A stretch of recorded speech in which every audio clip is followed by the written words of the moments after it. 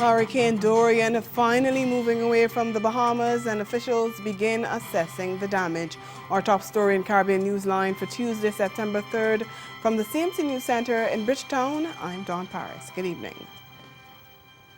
After a day and a half of pounding Grand Bahama, Hurricane Dorian on a Tuesday began moving away from the Bahamian island. The extent of the damage is still to be determined, even as photos and videos emerge of devastation in both Grand Bahama and the Abaco Islands, the first part of the archipelago which was pounded on Sunday by the Category 5 hurricane.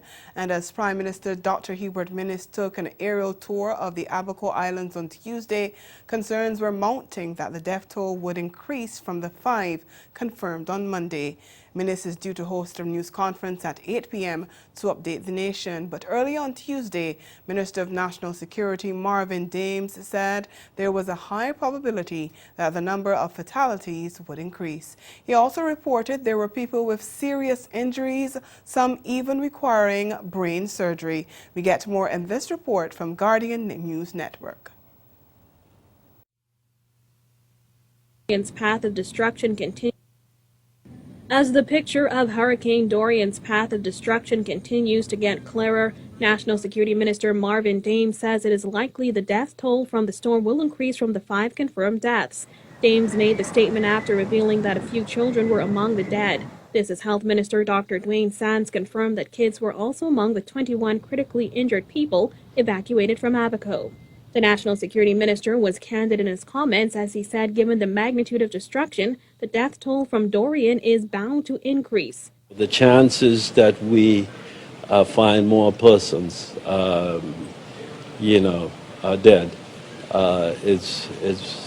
those chances are real. And that is a great concern. It's certainly a concern for us. This was a crisis of epic proportion, and for us to sit. We want to be responsible. We want to be caring. We want to, as we report these things, we're taking into account, this is the sensitivity around all of this. Dorian tore through Abaco on Sunday as a powerful Category 5 storm. Residents are still feeling the effects of the storm on the island. Prime Minister Dr. Hubert Minnis has said 5 people were confirmed dead. When asked about those victims on Tuesday, Dames confirmed children were among the dead. However, he declined to say their ages. Unfortunately, what we're getting, a few of them are children. But we're at the beginning of this,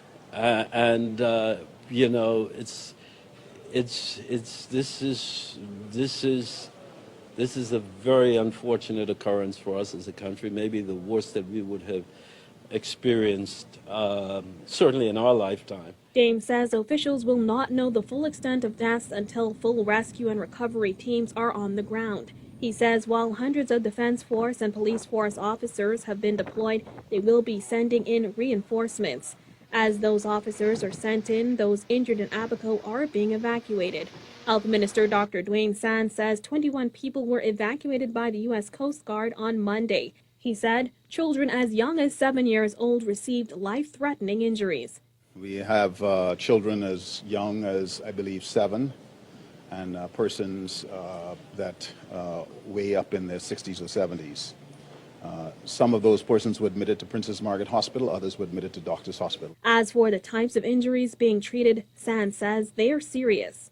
Some with very, very serious injuries, some requiring emergency neurosurgery, brain surgery.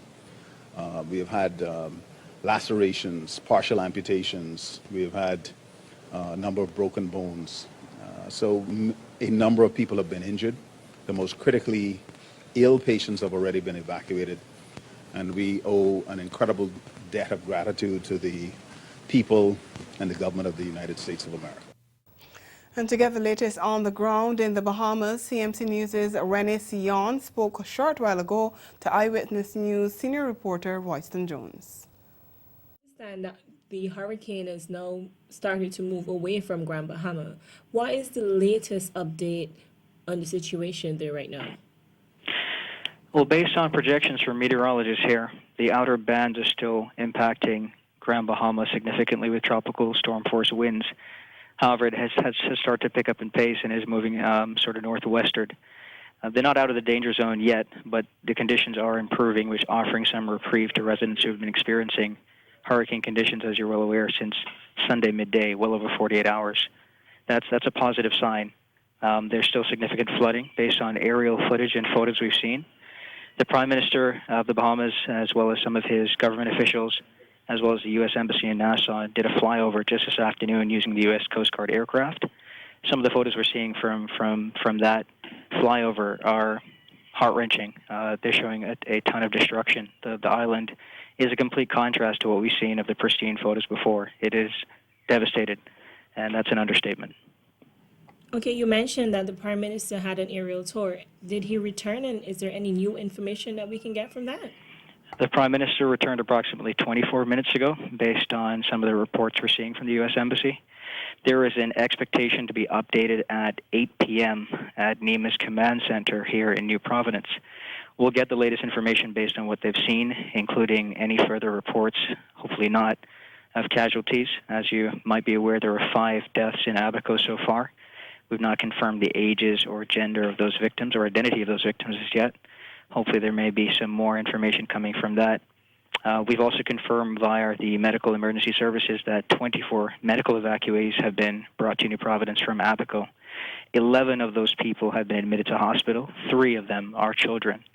This is a very fluid situation, and information is rolling in very quickly. We're trying to compile it as best we can to push out accurate information. The Prime Minister is hopefully going to clarify some of those details for us this evening. Okay.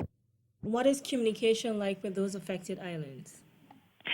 Shoddy at best. Of course, the communications in Grand Bahama from the last report was 11 to 18 of 38 towers for one of the major telecommunications companies were still standing, which means parts of the island are still able to reach out, although with difficulty, to emergency command centers and family and loved ones in New Providence and elsewhere regionally and internationally. But for many, there's great difficulty in reaching those who haven't been heard from since yesterday and in some cases since Friday. Personally, I haven't heard from my cousin who's in Freeport since Friday afternoon, but I'm hoping for the best. I know that they're tough people. Okay, Royston, I know the Bahamas is made up of a lot of islands in a chain. What is the general feel like from the others in the south that are just looking on? It's completely heart-wrenching. Of course, we've been through this before. September 2017, Hurricane Irma devastated Ragged Island, and to date, 2 years later, those residents there have not recovered.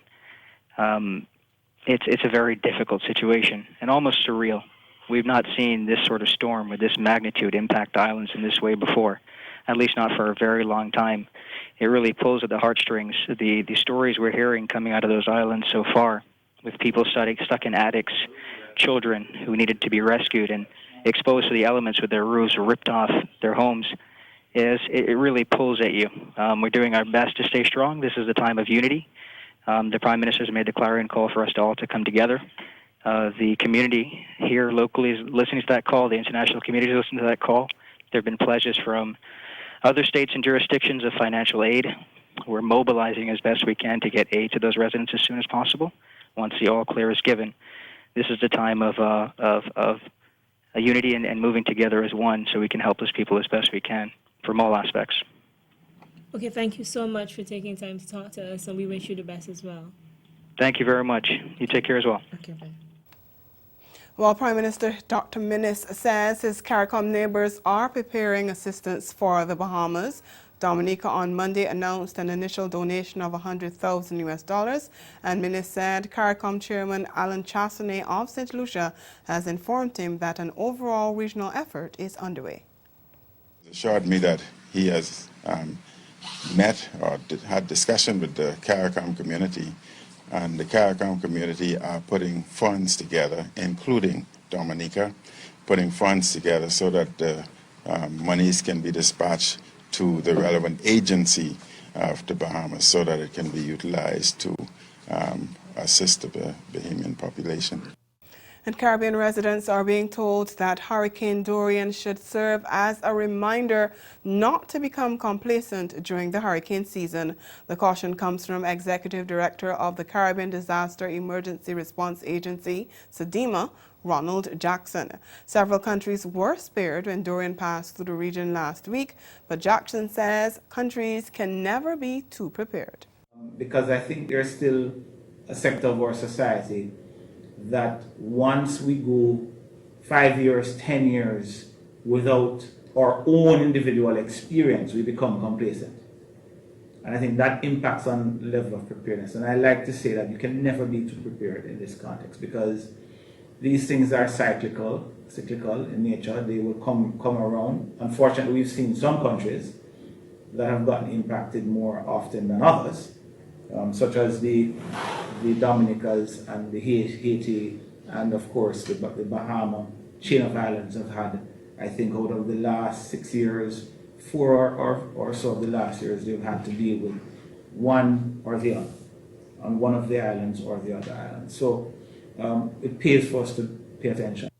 Well, looking at Hurricane Dorian's latest position, after remaining stationary for hours on Monday, it started inching northwestward by Tuesday morning and by evening was moving dangerously close to the Florida east coast. At 5 p.m., it was east of Vero Beach, Florida, and moving towards the northwest at 6 miles per hour. Maximum sustained winds remain near 110 miles per hour, and the National Hurricane Center in Miami said Dorian had become a larger hurricane and would remain a powerful one during the next couple of days. Hurricane force winds extend outward up to 60 miles from the center, and tropical storm force winds extend outward up to 175 miles. Meantime, another tropical depression has formed in the eastern tropical Atlantic. At 5 p.m., it was located 585 miles west-northwest of the Cabo Verde Islands and moving towards the northwest at 8 miles per hour, a motion that's expected to continue for the next few days. It had a maximum sustained winds near 35 miles per hour, and the depression is forecast to become a tropical storm on Wednesday, but it's not anticipated to become a hurricane during this week. Still to come, fresh concerns over long-term drought and how one country is managing changing weather patterns. We'll be right back.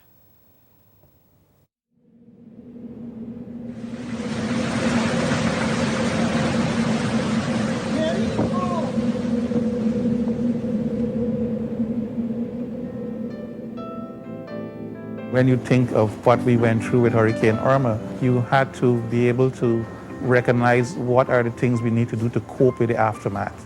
The psychological trauma, to me, is probably the most telling on a lot of people. Preparedness is the key. So when people are prepared, when people have what their resources in terms of how they can cope with the disaster, they're better able to be able to return to their normal life. They're better able to make decisions that are informed for themselves and for their family and then for their community. Be ready. Look, listen, and link.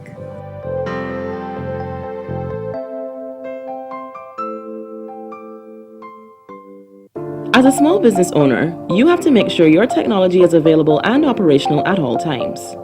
But what happens when your network crashes, your email goes down, or your user systems get a virus? You may try to fix the issue yourself, but you can end up making the problem a lot worse. At Digital Networking Solutions, we're more than just people who try to fix your computers. We monitor, maintain, and support your IT systems so that you can focus on growing your business to its fullest potential. When you sign up for one of our IT support plans, we get familiar with your IT environment beforehand, so we can manage it proactively as if it were our own. Your business deserves the best IT services available to ensure it functions to its maximum efficiency. So give us a try today. Email or call us, and we will give you a free network assessment to determine whether now is the time for your small business to adopt Digital Networking Solutions for a smoother, more reliable network experience. Lyricist, the man mad. DJ, that shot. Juba, you ready? Alright, DJ Casper, lock the cage. me have the skill them. Easy yourself, come in now, go kill them. A real bad man, Rasta man will in them. You feel say you're hard and you got the lyrics then. Alright then. You can't control the gun, you know, I'm a bad man. Walk anywhere, any day, anytime, little boy. How are you watching? Our guests today who are joining us to talk about this new phenomenon. It is a phenomenon. It's all over the world. It's not just in Las Vegas where we are today. So Matt Terrell, welcome to the show. You're the studio manager at Orange Theory. And Scott Kramer, you're the fitness coach. How did you guys learn about Orange Theory? I learned about Orange Theory about 5.5 years ago. But one of my personal trainers was asking me to help him to help people in pre-sales.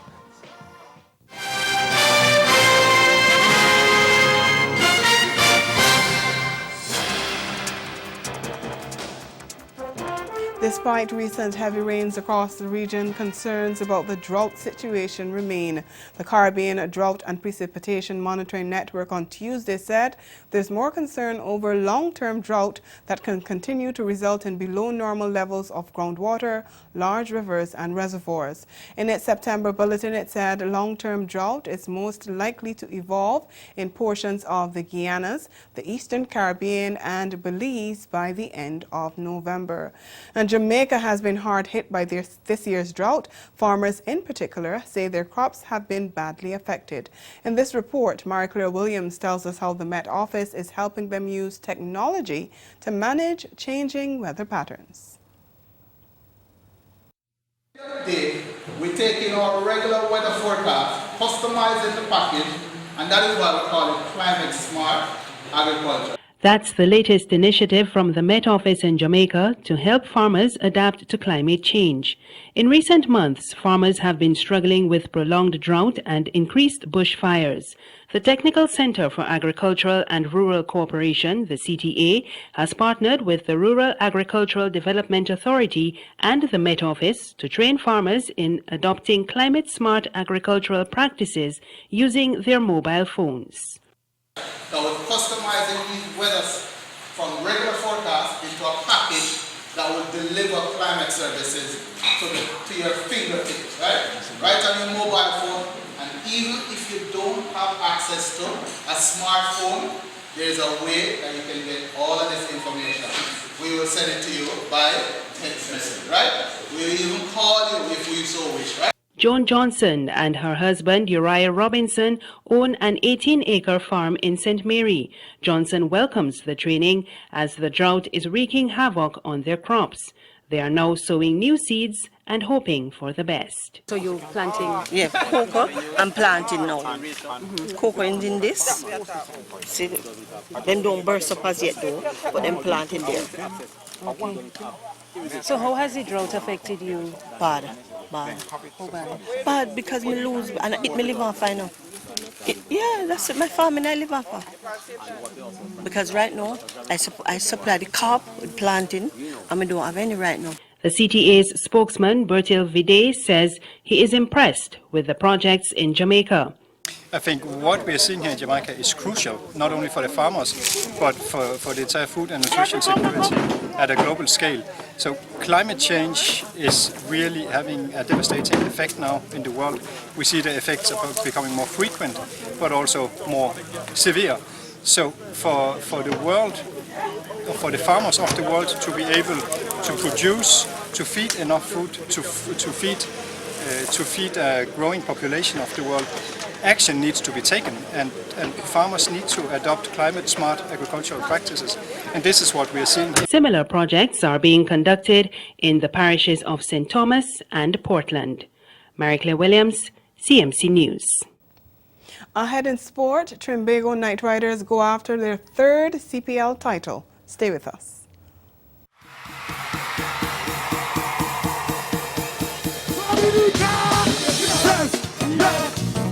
That's the promoter says. Yes. We're making up. Yes. So what? Yes. Listen to this. Like to jump.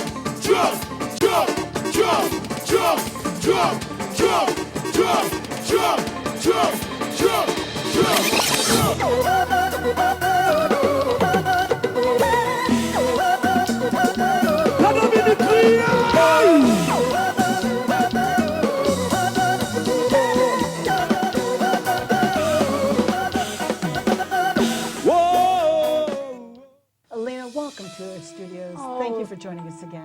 Thank you, Vivian. Thank you, and thank you for the beautiful introduction. Huffington Post, 2015. Only 1 in 3 Americans are truly happy with their lives. Now that should be 3 out of 3. We live in a land of opportunity. People are trying to get here, and yet we are not happy. And over here by Cayman A, we're making a little bit of mayonnaise-based dressing. Lime juice is going in. Now, if you think you can afford to give up 10 points in this competition, you have something else coming. I've seen this competition being won with a fraction of a point. So if you think you're safe giving up any of those 10 minutes, you better think again. We're down to 15 minutes and 23 seconds, so the heat starts to get up a little bit here.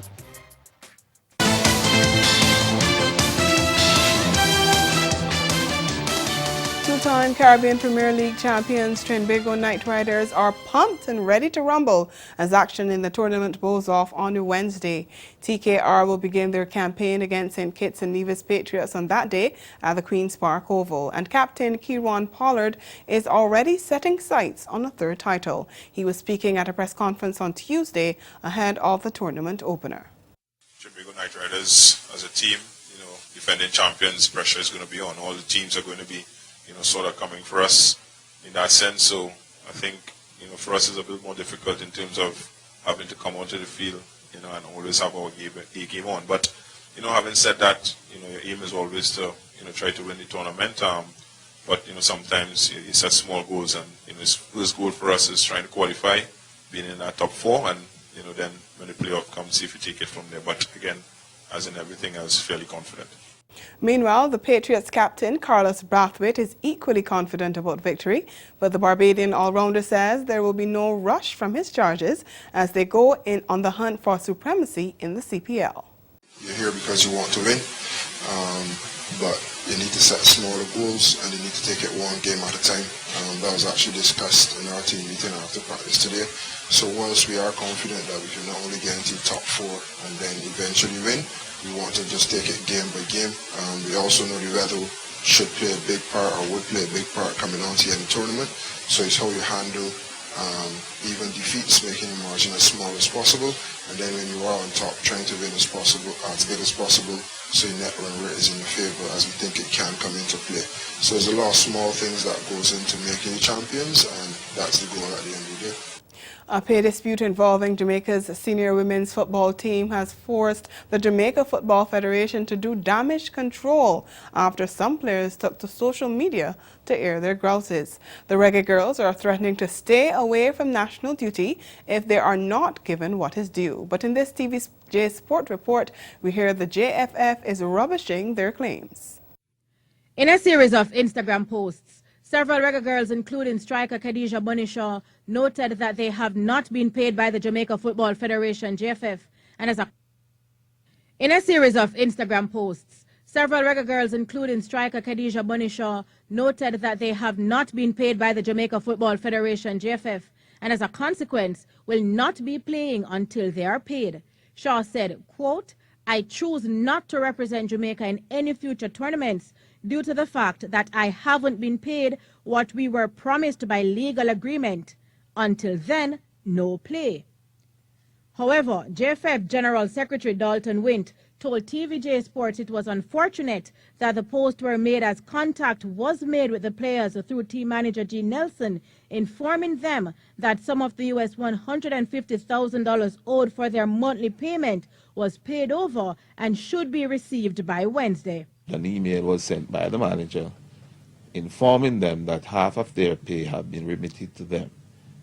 And so it is unfortunate that we are seeing this from these young ladies, because I know conversation was being had with these young ladies about coming forward to participate in the Olympic qualifier.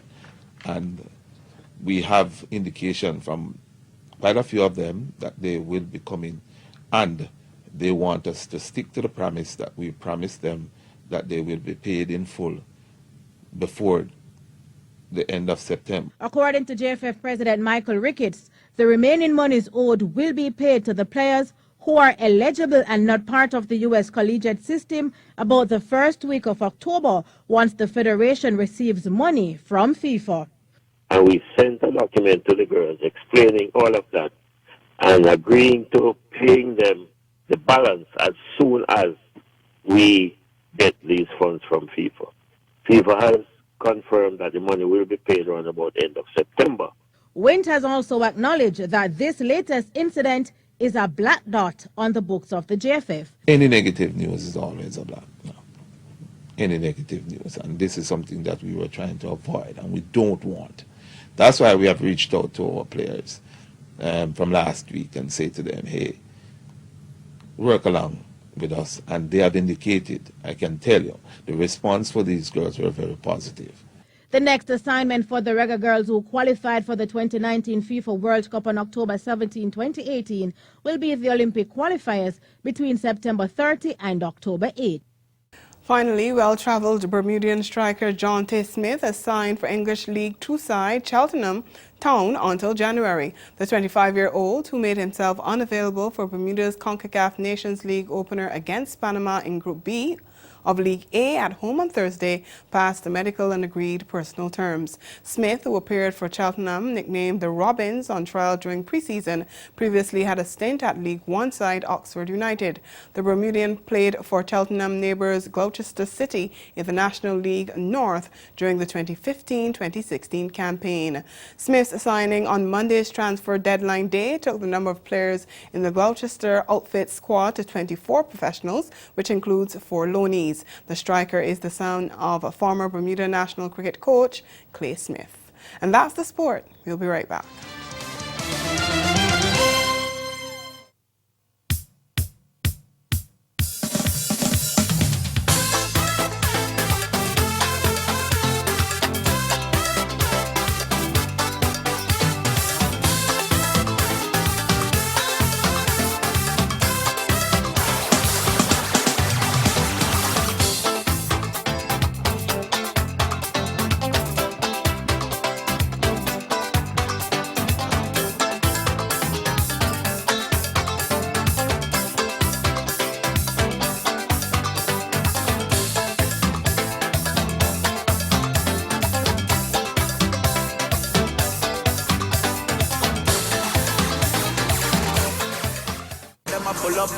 I grade in a hand, me go strip start me love. The girl them a look up, them say they can't not. The name is Jomo Michael Rochester, aka El Hamaikino, Riato Sabe. Jamaican bilingual artist, dancehall, reggae, reggaeton. Musically speaking, is just a kind of new perspective, you understand? Just trying to find a different way to articulate ideas. A recap of the day's major developments. Bahamian officials begin assessing the damage as Hurricane Dorian finally moves away from the archipelago. And in sport, Trinbago Knight Riders go after their 3rd CPL title. That's Caribbean Newsline. For news and sports around the clock, subscribe to CanadaNews.com. And for more of our programming, log on to CaribVision.tv and check out our YouTube channel. We'll be back here again tomorrow, but stay tuned to CaribVision as we bring you extended coverage of Hurricane Dorian right after Caribbean Newsline. From all of us at CMC News, thank you for watching and have yourselves a good night.